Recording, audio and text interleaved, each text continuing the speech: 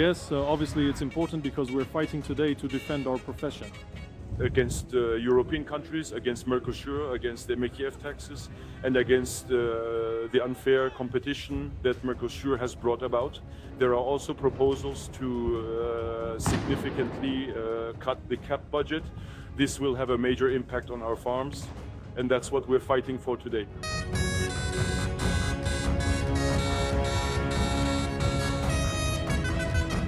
Tensions were already high in Brussels.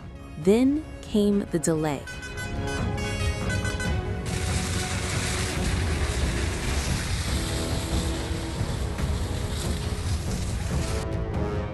European leaders were left waiting for nearly an hour as Commission President Ursula von der Leyen and European Council President António Costa met privately with farm lobby group Copa-Cogeca. For several leaders inside the room, patience wore thin. One European official called the delay disrespectful and absurd given the stakes of the day.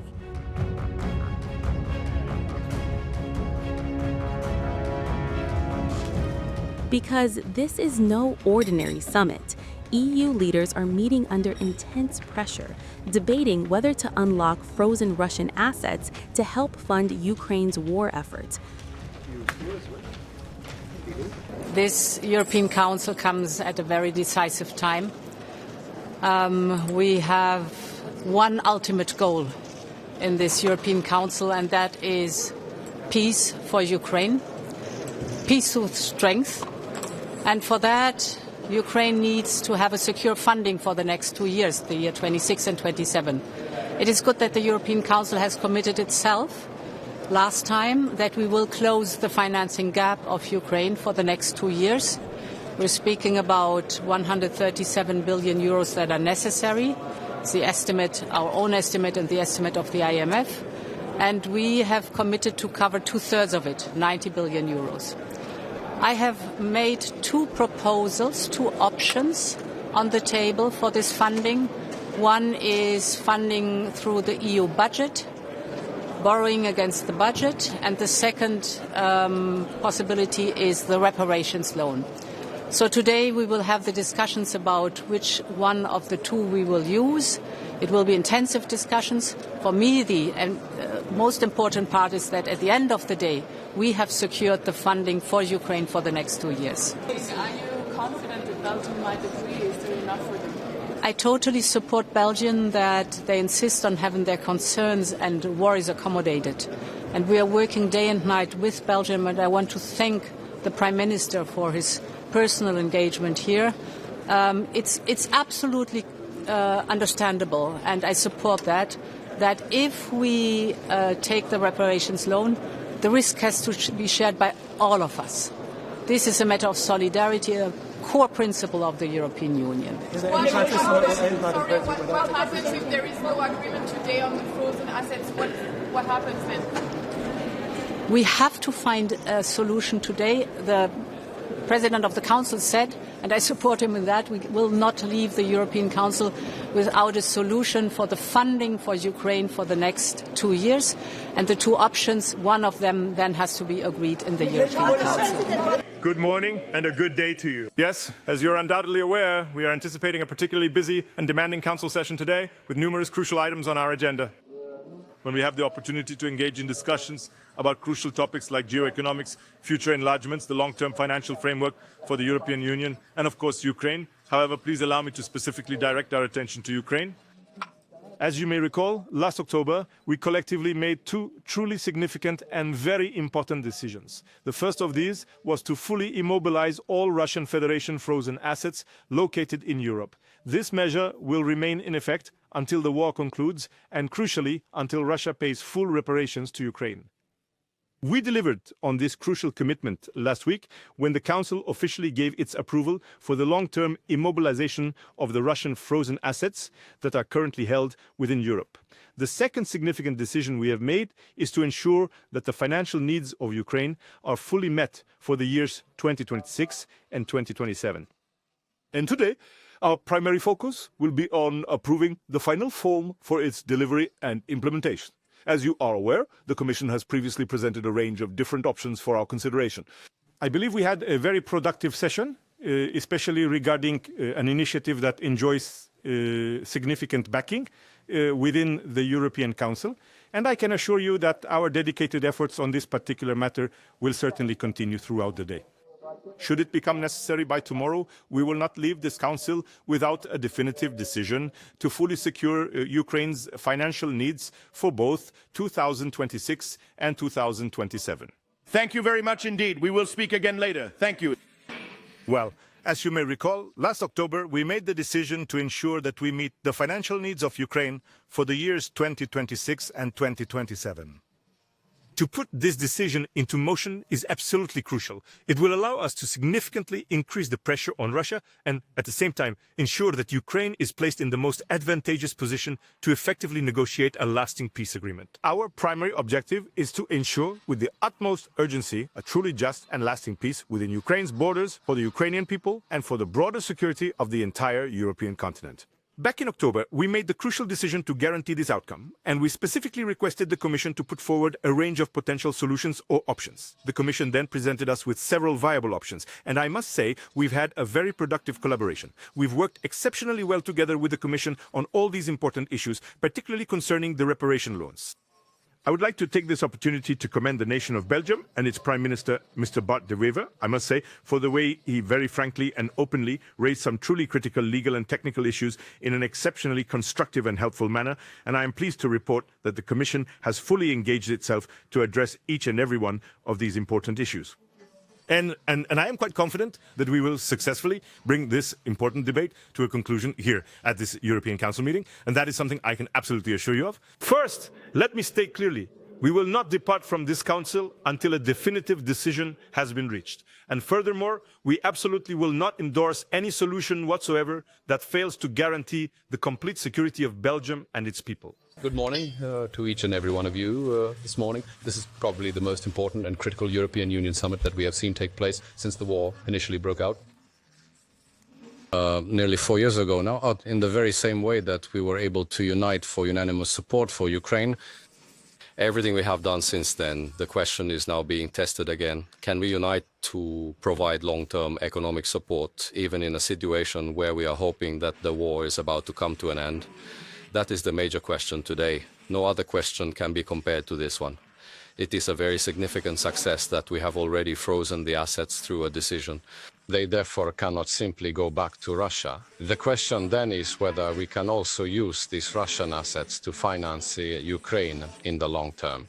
Ukraine's funds will run out at the beginning of next year. So this is an absolutely crucial question. My current understanding is that it's completely open. It is completely unclear. There is nothing to indicate that we have a solution right now. There will be very long discussions. I have extremely strong support from the Swedish Parliament regarding this matter. All of Sweden completely united, and I will stay here all night long if that is what is needed. We must have a decision. That is exactly where we stand. And outside the summit walls, the anger is spilling onto the streets. Thousands of farmers flooded central Brussels, blocking roads with tractors, hurling potatoes and eggs as police fired tear gas and water cannon to regain control. Angry European farmers were also seen throwing projectiles and burning a coffin reading "RIP Agriculture." The protests are aimed at one deal in particular.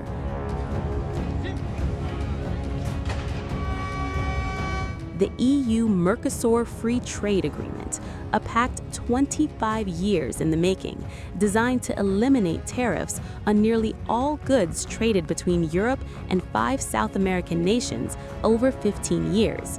But resistance is growing. Today is in fact, well, on the whole, we are here to say no to Mercosur, especially because we have the impression that today Ursula wants to push this through by force. She wants to impose her will, she wants... It feels as if Europe has become a dictatorship. Even the major leaders no longer carry any weight. You know? European parliamentarians no longer have any say in the discussion either. It's a shared feeling. It's a feeling of anger mixed with fear, combined with anxiety, because we have absolutely no long-term vision. not even for the short term. We've invested enormous amounts of money over the past 15 years, and we don't even know in 6 months how we're going to sell our products. But they feel in their hearts, firstly, that they are disappointed with Europe, which doesn't listen to them enough. And secondly, they see images coming from France of lumpy skin disease, which is causing great concern. So they are worried and deeply angry. The message is quite simple. Since 2024, we've been mobilizing, whether in France, Belgium or other countries, and we haven't really seen any significant progress. Today, we'd like to be heard, to have proper funding for the CAP post-27, that the somewhat useless treaties when all products are produced in Europe are no longer in effect, and that we are truly put back at the center of Europe. Italy has now joined France in opposing the agreement, handing Paris enough votes to effectively veto the deal. Italian Prime Minister Giorgia Meloni calls the accord premature, insisting on stronger protections for Europe's agricultural sector before any approval.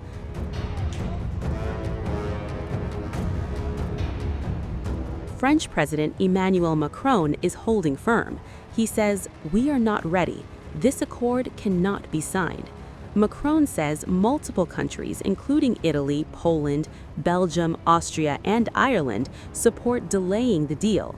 France is demanding tougher environmental standards, stricter pesticide rules, and tighter inspections at EU ports. Regarding the Mercosur agreement, we consider that the conditions are not met, and therefore this deal cannot be signed. And it's the same thing. This demonstrates Europe's consistency, and it's a Europe that protects its agriculture and its producers. We are, of course, in favor of trade. France is, in fact, a major agricultural and agri-food power that trades across the world, that exports. But we cannot accept sacrificing the consistency of our agriculture, our food supply, the food security of our fellow citizens for the sake of agreements that are not yet finalized. We have been very clear from the very beginning. We are asking for what is known as a safeguard clause. What does that mean? It's an emergency brake. If markets are destabilized, we need to be able to stop things. The Commission made a proposal, Parliament improved it, discussions continued yesterday, but they're not over yet. There isn't even a vote, so it's not ready yet. But we are moving in the right direction. But I want to know the full truth regarding prices, and I want our farmers to be with me. The second thing is, we want full reciprocity. And it's very simple to understand, and I don't even understand why there's a debate on this subject. It's that when we banned substances for our farmers, which demanded efforts from them, when we told them, you must no longer use this pesticide, when we told them, you must no longer use this molecule to produce, because it's about the food security of our fellow citizens, they made that effort. It often cost them money, it made their lives harder, and today we're expected to open our market to people who don't respect these same rules. It's absurd. No one can understand that. So, we want these reciprocity measures, what are known as mirror clauses. Yet others warn the cost of delay could be global. German Chancellor Friedrich Merz says abandoning the agreement would damage Europe's credibility as a trade power. Supporters argue the pact would help Europe reduce dependence on both Washington's tariffs and Beijing's export controls. And the strategic stakes go even further. Analysts warn that failure to sign could push Latin America closer into China's orbit. Despite the political storm, von der Leyen and António Costa are still scheduled to travel to Brazil this weekend to sign the deal. Von der Leyen says expanding free trade networks is essential to breaking dangerous dependencies. Are you confident that you will go to Brazil to sign the final Mercosur?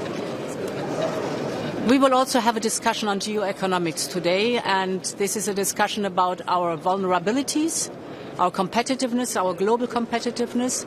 And here is clear that our over-dependencies are a stumble stone to competitiveness. We have to get rid of our over-dependencies. This is only possible through a network of free trade agreement, and therefore Mercosur plays a central role in our trade agreements.